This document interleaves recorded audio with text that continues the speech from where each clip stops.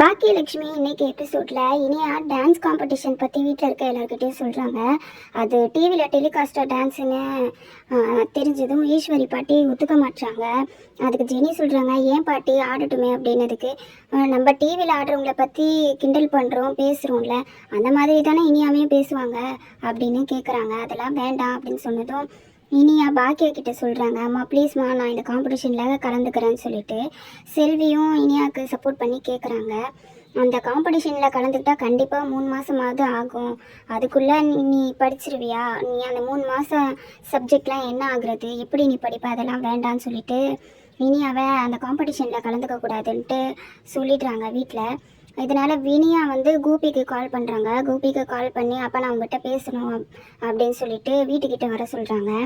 கோபி வந்து வீட்டுக்கு கூப்பிட்றாரு. ஏன் நீ ராதிகா திட்டுவான்னு சொல்லிட்டு தான் நீ வீட்டுக்கு வர மாட்டியா, அதெல்லாம் அவள் எதுவும் சொல்ல மாட்டா, உங்ககிட்ட பேசக்கூடாதுன்னு சொல்லிட்டு உங்கள் பாட்டி பாக்கியா ஏன் ராதிகா கூட சொல்லக்கூடாது, ஏன்னா நீ என் பொண்ணு அப்படின்னு சொல்லி இனியாவை கூட்டிகிட்டு போயிடுறாரு. கோபி கூட இனியா வரதை பார்த்துட்டு ராதிகா கொஞ்சம் ஷாக் ஆகுறாங்க. அப்புறம் உள்ளே கூட்டிகிட்டு போயிட்டு கேட்குறாங்க, இனிமேல் இனியா இங்கே தான் இருக்க போகிறாளான்னு. உடனே இனியா பதறாங்க, அப்படிலாம் இல்லை, நான் கொஞ்ச நேரம் டேடி கிட்ட பேசிட்டு போயிடுறேன் அப்படின்னு சொல்கிறாங்க. அதுக்கு கோபி சொல்கிறாரு, நீ இங்கேயே கூட தங்கலாம் இனியா, உன்னை ராதிகா எதுவும் சொல்ல மாட்டா அப்படின்னு சொன்னதும் ராதிகாவும் ஆமான்னு சொல்கிறாங்க. அதுக்கப்புறம் இனியா டான்ஸ் காம்படிஷன் பற்றி சொல்கிறாங்க. சென்னையிலேயே 5 பேர் தான்ப்பா செலக்ட் ஆகியிருக்காங்க, அதில் நானும் ஒரு ஆளுன்னு சொன்னதும் கோபி ரொம்ப சந்தோஷப்படுறாரு. சூப்பர் இனியான்னு சொல்லிட்டு கங்க்ராட்ஸ் பண்ணுறாரு. டிவி காம்படிஷன் சொல்கிறியே, கண்டிப்பாக அதுக்கு ப்ராக்டிஸ் நிறைய பண்ணணும், அதனால் உன்னால் எப்படி படிக்க முடியும் இப்படிலாம் இருந்தாக்கா அப்படின்னு சொன்னதுக்கு, அதெல்லாம் நான் படிச்சிருவேன்ப்பா அப்படின்னு இனியா சொல்கிறாங்க. அதெல்லாம் முடியாது இனியா, எப்படி நீ உன்னால் படிக்க முடியும், ரொம்ப கஷ்டமாக இருக்குமே அப்படின்னு கூப்பி கேட்குறாரு. என்னப்பா நீங்களும் அம்மா பாட்டி மாதிரியே பேசுகிறீங்க அப்படின்னு இனியா கூச்சிக்கிறாங்க. ஓ, இந்த விஷயம் ஏற்கனவே பாட்டிக்கும் அம்மாவுக்கும் தெரியுமா அப்படின்னதுக்கு, ஆமாப்பா, அவங்க தான் என்ன அந்த காம்படிஷனில் கலந்துக்க வேண்டாம்னு சொல்கிறாங்க அப்படின்னு இனியா சொல்கிறாங்க. அதுக்கு கோபி, அப்படியா, நீ அந்த காம்படிஷனில் கலந்துக்கோ, யார் எதிர்த்தாலும் நீ கலந்துக்கோ, கண்டிப்பாக கலந்துக்கணும் அப்படின்னு சொல்லிட்டு எதாக இருந்தாலும் என்கிட்ட சொல்லு அப்படின்னு சொல்லிட்டு இருக்காரு. அதுக்குள்ளே பாக்கியா வீட்டில் இனியாவை தேடுறாங்க. இனியா யார்கிட்டமே சொல்லாமல் கோபி கூட போனதுனால எல்லாருமே இனியாவை தேட ஆரம்பிக்கிறாங்க. ஃபோன் பண்ணாக்கா ஃபோனும் வீட்டில் இருக்குது, ஆனால் இனியாவோட செருப்பு இல்லை. அப்போ அவள் வெளியில் எங்கேயோ போயிருக்கணும் அப்படின்னு சொல்லிட்டு ஃப்ரெண்டுக்கெலாம் கால் பண்ணி பார்க்குறாங்க.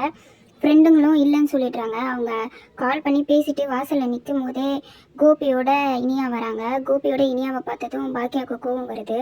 கோபி வேணும்னே பாக்கியா கிட்ட வந்து நின்றுட்டு, நீ இனிமேல் டேடியை பார்க்கணுன்னா நேராக வா, எந்த பிரச்சனையாக இருந்தாலும் டேடியை வந்து பாரு, யாராலையும் உன்னை தடுக்க முடியாது அப்படின்னு சொல்லிட்டு போயிடுறாரு இனியாவை விட்டுட்டு.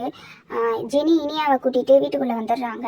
பாக்கியா உள்ளே வந்து இனியாவை திட்டுறாங்க, எதுக்கு நீ அங்கே போனேன்னு சொல்லிட்டு. இந்த சவுண்டெல்லாம் கேட்டுட்டு ஈஸ்வரி பாட்டி ரூம்லேருந்து வெளியில் வந்து கேட்குறாங்க என்னாச்சுன்னு. அப்புறம் கோபி வீட்டுக்கு இனியா போனது தெரிஞ்சதும் ஈஸ்வரி பாட்டியும் இனியாவை திட்டுறாங்க. அதுக்கு இனியா பாட்டியை எதிர்த்து பேசுகிறாங்க. நீங்கள் பேசுன்னு சொன்னால் நாங்கள் பேசணும், நீங்கள் பேசக்கூடாதுன்னு சொன்னால் நான் பேசக்கூடாதா, நான் எங்கள் அப்பாவை தானே பார்க்க போனேன் அப்படின்னு சொல்கிறாங்க. அதுக்கு பாக்கியா திட்டுறாங்க, ஏன் பாட்டியை எதிர்த்து இந்த மாதிரி பேசுகிறேன்னு சொல்லிட்டு.